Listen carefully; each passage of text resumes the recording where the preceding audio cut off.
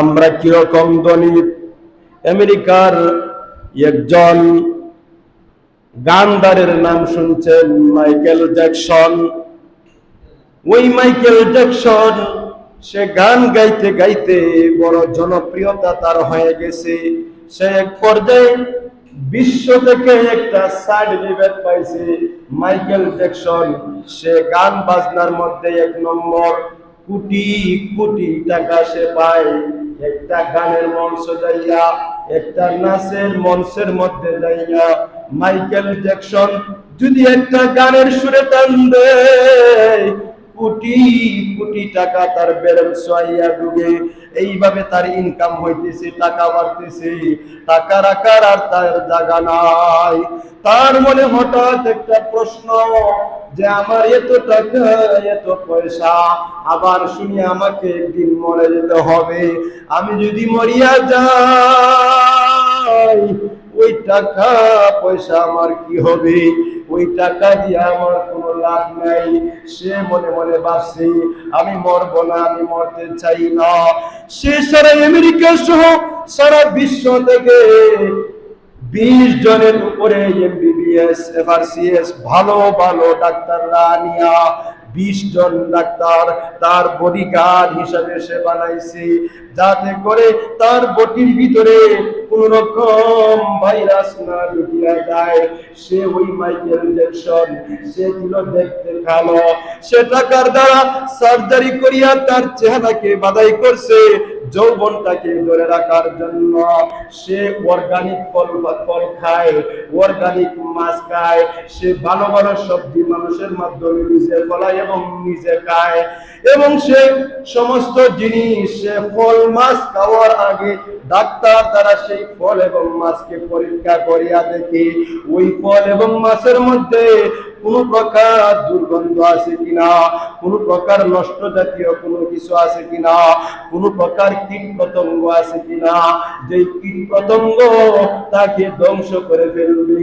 ওই রকম ভাবে 20 জনের উপরে ডাক্তার দিয়া সে তার বডিটাকে ভালো করিয়া চেক আপ করিয়া রাখে, আর বিশ্ববাসীকে জানায় দিছে, আমি 50-60 বছরের মধ্যে চাই না, আমি 150 বছর বাঁচতে চাই। সবাই জুড়ে একবার বলেন না নাউজুবিল্লাহ। আমি যদি ওইখান থেকে আমি 150 বছর বাঁচতে চাই, আপনারা কইবেন হুজুরে পাগল ধরছে, হুজুরে 150 বছর বাঁচতে চাই। হ্যাঁ, হুজুরের ইমানের উপর, আল্লাহর উপর হুজুরের বিশ্বাস নাই, আমরা কি তার কথা বিশ্বাস করব?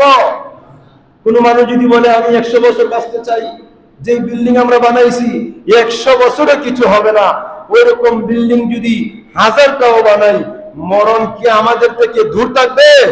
না।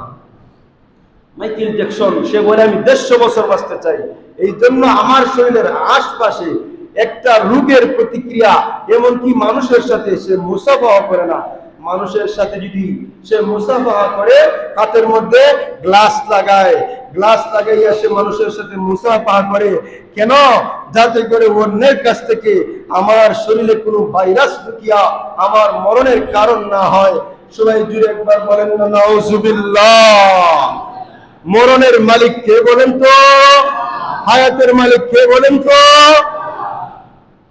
সেই মাইকেল জ্যাকসন ওইভাবে সে তার চিকিৎসা নিতেছে, আর মঞ্চের মধ্যে যাইয়া সুন্দর করিয়া সে গান পরিবেশন করে। হাজার হাজার নারী ওই মাইকেল জ্যাকসনের জন্য পাগল, হাজার হাজার মানুষ তার গান শোনার জন্য পাগল। তার আগে পিছে এমপি মন্ত্রীরা তাকে তার গান নেওয়ার জন্য, তার আগে পিছে গাড়ি থাকে, যাতে করে তার গাড়িতে কেউ টাচ না করতে পারে। ওই মাইকেল জ্যাকসন তার বয়স যখন 50-এর কোঠা পার হয়েছে, তার বয়স যখন 50 শুধু পাড়ি দিয়েছে, ঠিক ওই সময় হঠাৎ করিয়া তার মাথার মধ্যে একটা ব্যথা চলে আসে। ডাক্তারেরা মিলিয়া তাকে চিকিৎসা করছে, চিকিৎসা করা অবস্থায় তার ক্লান্তি আসছে, সে এখন ঘুমাইবে। ঘুমের জন্য সে তার বিছানার মধ্যে চলিয়া গেছে।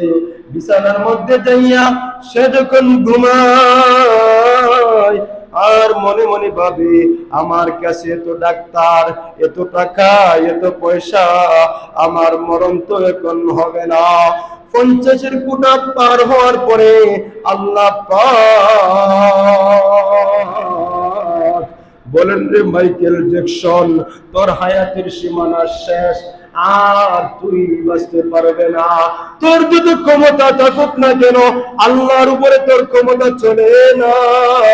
তোর যত গানের সুর থাকুক না কেন, আমার মুসল্লিগণ বলতে থাকলে বলুন, ওই সে সুরটা আল্লাহ দিলেন, এই যে ওয়াজের সুরটা আল্লাহ দিলেন, এই যে গানের সুরটা আল্লাহ দিলেন, এই যে তেলাওয়াতের সুরটা আল্লাহ দিলেন, এই সুরের মালিক কে বলেন তো? এই সুরের মালিক একমাত্র আল্লাহ।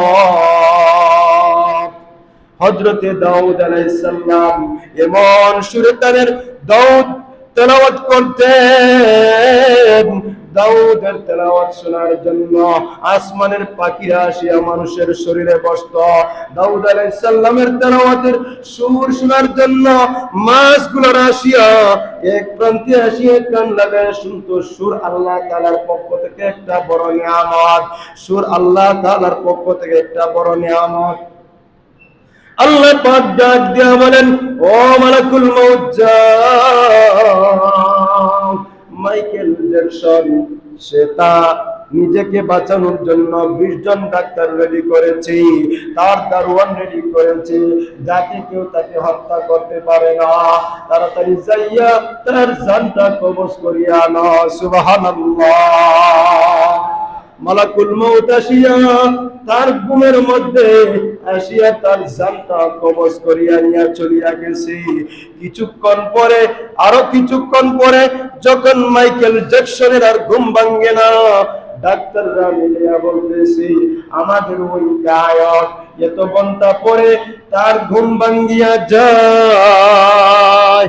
আজকে দেখি বেল 12টা হয়ে গেছে, এখনো তার ঘুম ভাঙ্গে না।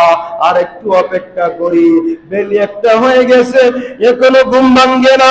আমার মুসল্লিগণ বুঝে থাকলে বলুন, মাইকেল জ্যাকসন কি ঘুমে আছে নাকি চিরনিদ্রায় একেবারে মরণ হয়ে গেছে? একবারে মরণ হয়ে গেছে। ডাক্তাররা ঘরের মধ্যে যাইয়া তার হাতের মধ্যে ওইভাবে ধরছে, ধরিয়া দেখে তার শরীরটা একেবারে ঠান্ডা হয়ে গেছে, একেবারে বরফ হয়ে গেছে। ডাক্তার ডাক দিয়া বলে, ও পার্শ্ববর্তী ডাক্তারেরা শুনো, আমরা যে মাইকেল জ্যাকসনকে বাঁচানোর জন্য কোটি কোটি টাকা বেতন পাইতাম, আজকে থেকে বেতন আমাদের বন্ধ হয়ে গেছে।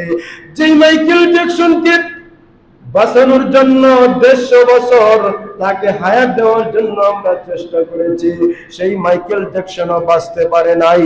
আমরা তো ওই রকম শক্তিশালীও না, আমাদের তো ওই রকম টাকা পয়সাও না, আমাদের তো ওই রকম কণ্ঠস্বরও না। তাইলে আমরা কিভাবে মুমিন হইয়া, ইমানদার হইয়া, কিভাবে আমরা আল্লাহ তাআলাকে ভুলিয়া গেলাম? কিভাবে আজান হওয়ার পরেও নামাজে আসি না? এই যে আজকে জুমার আজান পড়লো, এই রামগঞ্জের মানুষ কি এত অল্প? তারা বলে, হুজুর কিছু ওয়াজ কইয়া চিল্লাইয়া শেষ করিয়া দেন, তারপরে যাইয়া 2 রাকাত মুসলমানি স্বরূপ নামাজ পড়িয়া চলিয়া আসবো। এই যে আপনার মধ্যে একটা ভুল ধারণা, ওই নামাজ আপনার কবুল হবে না, ওই নামাজ আপনাকে জান্নাতে নিবে না, ওই নামাজ আপনাকে ভালো রাখবে না। ওই নামাজ না পড়ার কারণে আল্লাহ পাক আপনার জন্য জাহান্নামের আগুন বানায় রাখছে। ওই জাহান্নামের আগুনের মধ্যে আপনি আমাকে আল্লাহ পাক আমল না করার কারণে নিক্ষেপ করবে। নাউজুবিল্লাহ। এই মাইকেল জ্যাকসন এত টাকা, এত কোটিপতি হইয়াও কি বাঁচতে পারছে? বাঁচতে পারে নাই। আজকে আমাদের মধ্যে অহংকার, আজকে আমাদের মধ্যে অহংকার।